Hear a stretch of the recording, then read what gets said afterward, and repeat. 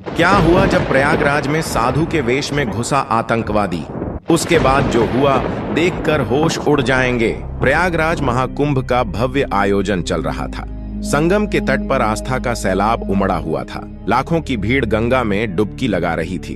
अखाड़ों की चहल पहल और हर तरफ साधु संतों के तंबू लगे थे। लेकिन इस बार इस पवित्र आयोजन के बीच कुछ ऐसा होने वाला था जिसने सभी को हिलाकर रख दिया। सेक्टर 14 के बड़े शिविर में एक दिन सुबह एक नया साधु पहुंचा। उसकी लंबी दाढ़ी, माथे पर चंदन का बड़ा टीका और गेरुआ वस्त्र उसे बाकी साधुओं जैसा ही बना रहे थे।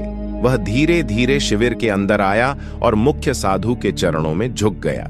मुख्य साधु ने उसकी ओर देखा और बोले, महात्मा जी, आप कहां से पधारे हैं? नए साधु ने हाथ जोड़ते हुए जवाब दिया, काशी से यहां संगम पर साधना करने की इच्छा थी, इसलिए आ गया। मुख्य साधु ने सिर हिलाते हुए कहा, बहुत अच्छा, यह पवित्र भूमि है, आप यहाँ आराम से रह सकते हैं। साधु शिविर के एक कोने में बैठ गया। उसने अपने झोले से एक पोटली निकाली, उसमें से चंदन और राख अपनी हथेलियों पर लगाया और ध्यान में बैठ गया। बाकी साधु उसकी ओर ज्यादा ध्यान नहीं दे रहे थे, क्योंकि महाकुंभ में रोजाना ऐसे नए चेहरों का आना जाना आम था। दिन भर वह साधु अन्य संतों के साथ साधारण तरीके से समय बिताता। वह सुबह जल्दी गंगा स्नान करता, दिन भर प्रवचन सुनता और रात होते ही ध्यान में लीन हो जाता। लेकिन रात के समय उसका व्यवहार बदल जाता। किशोर, जो उस शिविर में सेवा का काम करता था, ने पहली बार गौर किया कि यह नया साधु हर रात चुपके से शिविर से बाहर चला जाता है। एक रात किशोर ने देखा कि वह साधु शिविर के पीछे गया और जमीन में कुछ दबा दिया। किशोर ने अगली सुबह अपने दोस्त मनीष से बात की। किशोर ने अपने दोस्त से कहा, यार, मुझे लगता है ये नया बाबा कुछ गड़बड़ है। फिर मनीष ने कहा, क्यों, ऐसा क्या किया उन्होंने? किशोर ने बताया, कल रात मैंने देखा कि यह कुछ जमीन में दबा रहे थे, पता नहीं, लेकिन कुछ तो अजीब है। मनीष ने हंसते हुए कहा, अरे, तुझे हर किसी पर शक होता है, हो सकता है वह कोई पूजा सामग्री हो। लेकिन किशोर का मन शांत नहीं था। उसने तय किया कि वह इस साधु पर नजर रखेगा। उसी दिन प्रयागराज पुलिस को एक गुमनाम कॉल आया। कॉलर ने बताया कि महाकुंभ में एक आतंकवादी साधु के भेष में छुपा हुआ है और वह किसी बड़े हमले की योजना बना रहा है। यह सुनकर पुलिस तुरंत सतर्क हो गई। इंस्पेक्टर राजीव शर्मा, जो महाकुंभ की सुरक्षा के प्रमुख थे, ने अपनी टीम को अलर्ट कर दिया। इंस्पेक्टर राजीव ने कहा, हमें हर शिविर की जांच करनी होगी, किसी भी संदिग्ध गतिविधि को नजरअंदाज नहीं किया जाएगा, खासकर नए चेहरों पर ध्यान दिया जाएगा। पुलिस ने सभी शिविरों की गुप्त निगरानी शुरू कर दी। इस बीच सेक्टर 14 के शिविर में वह नया साधु सामान्य तरीके से दिन बिता रहा था, लेकिन रात को उसकी हरकतें जारी थीं। एक रात किशोर ने देखा कि साधु झोले से एक कागज और छोटा उपकरण निकाल रहा था। वह झोला लेकर शिविर से बाहर चला गया। किशोर ने साहस जुटाया और उसका पीछा किया। साधु सीधे गंगा घाट के पास गया, जहां उसने एक व्यक्ति से मुलाकात की और दूसरे साधु से कहा, सब कुछ योजना के अनुसार चल रहा है, कोई शक नहीं हुआ है। अनजान व्यक्ति बोला, बहुत अच्छा, बस सही वक्त का इंतजार करो। फिर किशोर ने इन दोनों की बातचीत दूर से सुनी और अपने फोन से इसे रिकॉर्ड करने की कोशिश की, लेकिन वह बहुत डर गया था। अगले दिन उसने यह बात मुख्य साधु को बताई। किशोर ने कहा, महाराज, वह साधु कुछ गड़बड़ है, मैंने उसे कल रात किसी अजनबी से बात करते देखा। मुख्य साधु ने गंभीरता से कहा, यह बहुत गंभीर बात है, हमें पुलिस को सूचित करना चाहिए। फिर किशोर ने हिचकते हुए कहा, अगर वह दोषी न निकला तो? मुख्य साधु बोले, यह जोखिम उठाने लायक नहीं है, ऐसा करते हैं, आज रात उसकी हरकतों को फिर से देखते हैं। अगली रात किशोर और मुख्य साधु ने तय किया कि वे उस संदिग्ध साधु पर नजर रखेंगे। किशोर ने अपना फोन तैयार रखा और मुख्य साधु ने शिविर के कुछ अन्य साधुओं को भी अलर्ट कर दिया। रात का समय था, सब सोने की तैयारी कर रहे थे। साधु फिर से अपनी झोली लेकर शिविर से निकला। साधु गंगा किनारे के एक सुनसान घाट पर पहुंचा, जहां वही व्यक्ति मौजूद था जिससे वह पहले भी मिला था। अनजान व्यक्ति ने पूछा, तुमने जो कहा था वह काम पूरा कर लिया?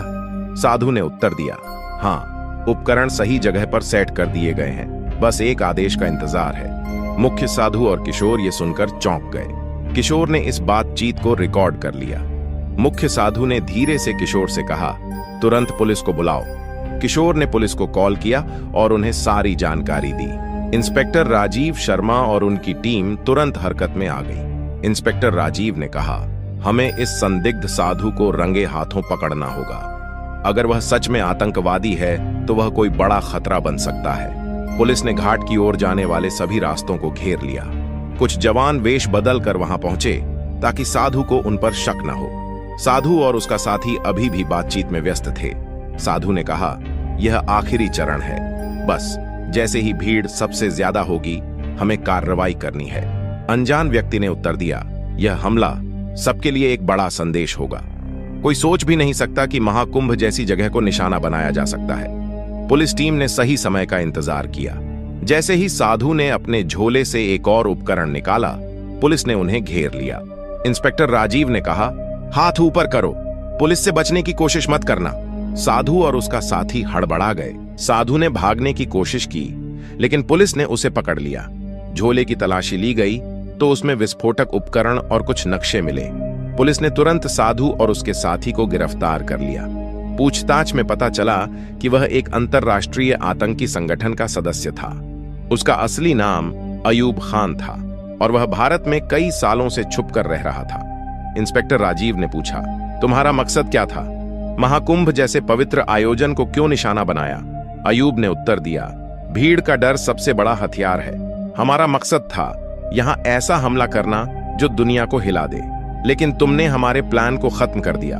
पुलिस को साधु के झोले और शिविर के आसपास लगाए गए उपकरणों से बड़े हमले की योजना के सबूत मिले। अगले दिन प्रयागराज पुलिस ने मीडिया को बताया कि महाकुंभ में एक बड़ा आतंकी हमला टल गया। इंस्पेक्टर राजीव ने कहा, हम किशोर और मुख्य साधु के शुक्रगुजार हैं, जिन्होंने सही समय पर जानकारी दी। यह सब उनकी सतर्कता और साहस का नतीजा है। किशोर और मुख्य साधु को महाकुंभ आयोजन समिति ने सम्मानित किया। मुख्य साधु ने कहा, हमने तो बस अपनी जिम्मेदारी निभाई। महाकुंभ पवित्र आयोजन है, इसे कोई अपवित्र नहीं कर सकता। किशोर ने कहा, अगर मैंने उस साधु पर नजर न रखी होती तो शायद कुछ बड़ा हादसा हो जाता। इस घटना ने सभी को सतर्क कर दिया कि आस्था के ऐसे बड़े आयोजनों में सुरक्षा और जागरूकता कितनी महत्वपूर्ण है। इस घटना के बाद महाकुंभ के आयोजकों और सुरक्षा एजेंसियों ने सुरक्षा व्यवस्था को और मजबूत किया। सभी शिविरों में नियमित जांच और निगरानी बढ़ा दी गई ताकि भविष्य में ऐसी किसी भी घटना की पुनरावृत्ति न हो। श्रद्धालुओं को भी सतर्क रहने और किसी भी संदिग्ध गतिविधि की सूचना तुरंत पुलिस को देने की सलाह दी गई। महाकुंभ जैसे विशाल आयोजनों में सुरक्षा चुनौतियां हमेशा रहती हैं, लेकिन प्रशासन और जनता के सहयोग से इन चुनौतियों का सफलतापूर्वक सामना किया जा सकता है। इस घटना ने यह साबित कर दिया कि सतर्कता और सामूहिक प्रयासों से बड़े खतरे को टाला जा सकता है। क्या हुआ जब प्रयागराज महाकुंभ की यात्रा के दौरान एक साधु को ट्रेन से नीचे उतारा गया। साधु के इस अपमान की वजह से उस जगह पर जो चमत्कार हुआ, उसे देखकर आपके भी पैरों तले जमीन खिसक जाएगी। महाकुंभ की तैयारी जोरों शोरों पर है। नए साल के शुरुआती महीने में ही प्रयागराज में जो महाकुंभ लगने वाला है, चारों ओर उसकी चर्चा है। सभी साधु संत बेसब्री से उसका इंतजार कर रहे हैं, क्योंकि ऐसा महाकुंभ 12 साल में एक बार आता है और इस बार जो संयोग बन रहा है वो 144 साल बाद बन रहा है। हिंदू धर्म में महाकुंभ का विशेष महत्व है। साल 2025 में प्रयागराज में अब महाकुंभ लगने वाला है और जो पूरे 12 सालों के बाद लगने वाला है। ऐसे में देश के कोने कोने से साधु संतों के साथ साथ श्रद्धालु पहुंच रहे हैं। बता दें कि नए साल में महाकुंभ 13 जनवरी से आरंभ हो रहा है, जो कि 26 फरवरी को समाप्त हो रहा है। पूरे 45 दिनों तक चलने वाले इस महाकुंभ में ग्रह और नक्षत्रों की स्थिति में काफी बदलाव देखने को मिलने वाले हैं, जिससे महाकुंभ में स्नान करने से कई गुना अधिक फलों की प्राप्ति हो सकती है। उज्जैन में रहने वाले रामानंद जी महाराज भी प्रयागराज महाकुंभ में जाने के लिए काफी उत्सुक थे। उन्होंने अपनी जिंदगी में कई कुंभ के मेले देखे थे। केवल 10 वर्ष की उम्र में ही उन्होंने अपना घर छोड़ दिया था और भगवान की भक्ति को ही अपना सब कुछ मानकर भिक्षा पाकर अपना जीवन जीते आए हैं। कई लोगों ने उनके चमत्कारों को महसूस भी किया है। एक बार उन्होंने बिना माचिस के ही दिए जला दिए थे और साथ ही रामानंद जी महाराज अपने भक्तों से मात्र 20 रुपए लिया करते थे और उसका भी इस्तेमाल बच्चों की पढ़ाई में और लोगों की भलाई में ही करते हैं।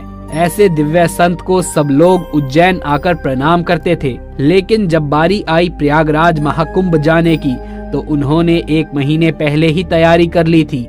वो पैदल यात्रा करना चाहते थे, लेकिन उम्र दराज होने के कारण उनसे इतना चल पाना संभव न हो सका, जिस वजह से उन्होंने ट्रेन के माध्यम से प्रयागराज जाने की योजना बनाई। उज्जैन से सीधा प्रयागराज तक शिप्रा एक्सप्रेस रात 8 बजे चलती है, जिसमें वो टिकट लिए बिना ही चढ़ गए और ट्रेन रवाना हो गई। लेकिन उन्हें इस बात का अंदाजा नहीं था कि टिकट ना लेने की वजह से उनका बहुत बड़ा अपमान होने वाला है। रामानंद जी महाराज ट्रेन के ऊपर की बर्थ पर जगह देखकर अपना कंबल ओढ़कर सो गए। लेकिन सुबह 8 बजे पर दमोह स्टेशन आने पर अचानक टीसी सबकी टिकटें देखने के लिए आ गया। एक एक करके सभी लोग अपनी टिकटें उसे दिखा रहे थे। तभी उसने रामानंद जी महाराज से कहा, मुझे आपकी टिकट दिखाइए। तब उन्होंने कहा कि मेरे पास तो टिकट ही नहीं है, साधु तो चलता ही भला, मेरे पास तो राम नाम के अलावा कोई और पूंजी नहीं है, मुझे तो बस महाकुंभ में शामिल होने जाना है। तुम मुझे तीर्थ यात्रा करने के लिए सहयोग प्रदान करो, भगवान तुम्हें आशीर्वाद देंगे। लेकिन वो टीसी तो मुसलमान था, वो मुस्लिम धर्म का था, वो अपने धर्म को लेकर कट्टर भी था। साधु महाराज के पास टिकट ना होने की वजह से उसने उन्हें बहुत जलील करना शुरू कर दिया, उन्हें अपमानित करना शुरू कर दिया। उसका कहना था कि चले आते हैं फ्री में ट्रेन की यात्रा करने, अगर टिकट के पैसे नहीं हैं तो पैदल प्रयागराज जाओ। उन्होंने साधु महाराज का हाथ पकड़कर ऊपर की बर्थ से उन्हें नीचे उतार दिया। तुरंत ट्रेन को रोका गया और दमोह स्टेशन पर ही साधु महाराज का अपमान करके उन्हें ट्रेन से नीचे उतार दिया गया। उस समय ट्रेन का स्टॉप बना हुआ था, ट्रेन 15 मिनट वहां पर रुकने वाली थी। लेकिन उस मुस्लिम टीसी को इस बात का अंदाजा नहीं था कि रामानंद जी महाराज काफी ज्यादा चमत्कारिक साधु संत हैं और अब जो होने वाला था उस घटना से तो पूरा दमोह शहर ही कांप गया। क्योंकि 15 मिनट के स्टॉप के बाद में पुनः जब ट्रेन को शुरू करना चाहा तो ट्रेन आगे बढ़ने को तैयार ही नहीं हुई। मानो ऐसा लग रहा था ट्रेन के एक ही जगह पर जैसे पहिए जम से गए हों। वो साधु महाराज सामने के प्लेटफॉर्म पर ध्यान अवस्था में बैठ गए। ऐसा लग रहा था मानो ट्रेन का इंजन खराब हो गया हो। आधे से 1 घंटा हो चुका था, लेकिन ट्रेन आगे बढ़ नहीं पा रही थी। ट्रेन के पहिए आगे बढ़ने का नाम ही नहीं ले रहे थे। कुछ मैकेनिकल इंजीनियर्स को भी बुलाया गया और ट्रेन के इंजन को चेक कराया गया। लेकिन इसी बीच में खतरा बढ़ता जा रहा था, क्योंकि आगे पीछे से ट्रेन आने की संभावनाएं थी। लेकिन किसी तरीके से व्यवस्था संभाली गई और ट्रेन के इंजन को सही करने का प्रयास किया गया। लेकिन जब इंजीनियरों ने ट्रेन को चेक किया तो पाया कि ट्रेन तो एकदम सही है, लेकिन सवाल ये उठ रहा था कि आखिर फिर वो आगे क्यों नहीं बढ़ रही थी। सब लोग बेहद परेशान हो चुके थे, लेकिन किसी को भी ट्रेन की खराबी का कोई भी कारण समझ नहीं आ रहा था। रेलवे कर्मचारियों को लग रहा था शायद इस इंजन में ही कोई समस्या आ गई है, इसलिए उन्होंने ट्रेन के इंजन को बदलकर दूसरा चालू इंजन लगाना चाहा। लेकिन जैसे ही नया इंजन लगाया गया, उस इंजन ने भी काम करना बंद कर दिया, जबकि वो एकदम सही सलामत चलकर यहाँ तक आया था। अब किसी को भी ये समझ नहीं आ रहा था कि ये चमत्कार आखिर हो कैसे रहा है, आखिर ट्रेन आगे क्यों नहीं बढ़ पा रही है। वो मुस्लिम धर्म का टीसी भी बहुत परेशान हो चुका था, उसके भी समझ नहीं आ रहा था आखिर ये सब हो क्या रहा है। तभी उज्जैन में रहने वाले एक शख्स ने उसी टीसी को समझाते हुए कहा कि जिन बाबा को तुमने ट्रेन से नीचे उतारा है वो कोई और नहीं बल्कि चमत्कारी रामानंद जी महाराज जी हैं। उन्होंने बचपन से लेकर आज तक कई चमत्कार दिखाए हैं। तुमने उनका बहुत अपमान किया है, उनको बहुत जलील किया है और धक्के मारकर उन्हें ट्रेन से नीचे उतार दिया। ये बहुत बड़ा पाप है और इसी पाप का सिला तुम्हें इस रूप में मिल रहा है जहां पर हमारी ट्रेन आगे ही नहीं बढ़ पा रही है। तुम ध्यान से देखोगे तो अभी भी वो बाबा सामने ही प्लेटफॉर्म पर तुम्हें दिख जाएंगे। वो ध्यान अवस्था में बैठे हुए हैं, क्योंकि वो जानते हैं कि ये ट्रेन उनके बिना आगे नहीं बढ़ पाएगी। वो चाहते तो यहाँ से जा भी सकते थे, लेकिन वो भविष्य जानते हैं, वो काफी चमत्कारिक बाबा हैं। तुम्हें इस तरह से उनका अपमान नहीं करना चाहिए था। जिसके बाद में उस मुस्लिम टीसी को अपनी गलती का एहसास हुआ और उसने सामने बैठे रामानंद जी महाराज के पैरों में गिरकर उनसे माफी मांगी। उसका कहना था कि बाबा मुझे माफ कर दीजिए, मुझसे बहुत बड़ी गलती हुई है। पद और प्रतिष्ठा के अभिमान में इंसानियत को तो मैंने भुला दिया। मुझे समझना चाहिए था कि साधु संतों ने इस दुनिया को बहुत कुछ दिया है। आज जब हमसे वो कुछ मांग रहे हैं तो हमारी ये जिम्मेदारी बनती है कि हम उन्हें तीर्थ यात्रा के लिए सपोर्ट करें। मैं अपनी इस गलती के लिए आपसे माफी मांगता हूं और कृपा करके हमारी ट्रेन में फिर से एक बार बैठ जाइए ताकि हम हमारी यात्रा को शुरू कर सके। सुबह से दोपहर के 12 बज गए थे। सुबह 8 बजे से लेकर 12 बजे तक ट्रेन दमोह स्टेशन पर ही खड़ी थी। उस मुस्लिम टीसी ने साधु महाराज से विनती करी, आगे पीछे से ऐसी बहुत सारी ट्रेनें आने का समय नजदीक आता जा रहा है। अगर आप हमारे साथ इस ट्रेन में नहीं बैठे और अगर ये ट्रेन आगे नहीं बढ़ेगी तो सैकड़ों यात्रियों की जान को नुकसान भी हो सकता है। रामानंद जी महाराज अपने भक्तों से बड़ा ही प्रेम करते थे और हर भक्त में भगवान का स्वरूप देखते थे। वो किसी भी यात्री की जान को हानि नहीं पहुंचाना चाहते थे, लेकिन उन्होंने ट्रेन में चढ़ने से पहले टीसी के सामने 2 शर्त रख दी। सबसे पहली शर्त थी, अगर कोई भी साधु या कोई भी असहाय व्यक्ति इस ट्रेन में बिना टिकट के चढ़ता है तो तुम उसे रोकोगे नहीं, उसकी समस्या समझकर उसका सहयोग करोगे, ना कि उसका अपमान करोगे। और दूसरी शर्त ये थी कि इस पूरे महाकुंभ मेले के दौरान अगर कोई भी इंसान तीर्थ यात्रा पर जाना चाहता है तो तुम ये नहीं देखोगे कि उसके पास टिकट के पैसे हैं या नहीं, तुम उस यात्रा में उसका सपोर्ट करोगे जिससे तुम्हें भी उसका पुण्य फल प्राप्त होगा, क्योंकि किसी को तीर्थ यात्रा कराना बहुत ही ज्यादा पुण्य का कार्य है।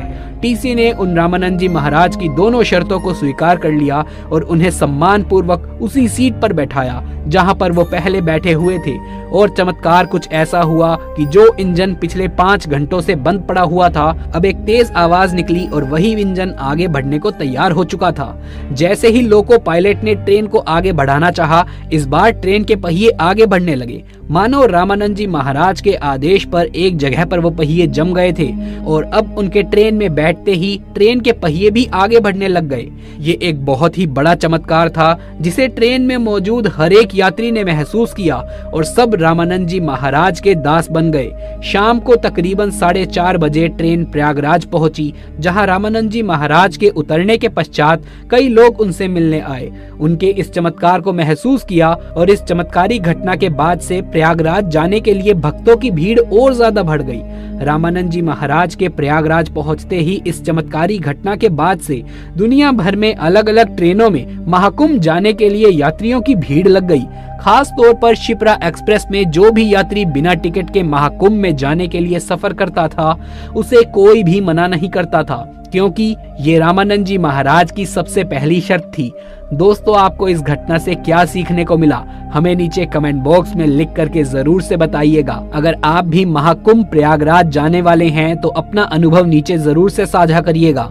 अगर वीडियो पसंद आया हो तो इसे एक लाइक जरूर से कर दें। साथ ही हमारे चैनल को सब्सक्राइब करके पास वाले बेल आइकन को प्रेस करना बिल्कुल भी ना भूलें, ताकि ऐसी ही सत्य चमत्कारी घटना हमारे चैनल पर आपको देखने को मिलती रहे। जल्द मुलाकात होगी अगली वीडियो में, तब तक के लिए आप सभी का धन्यवाद।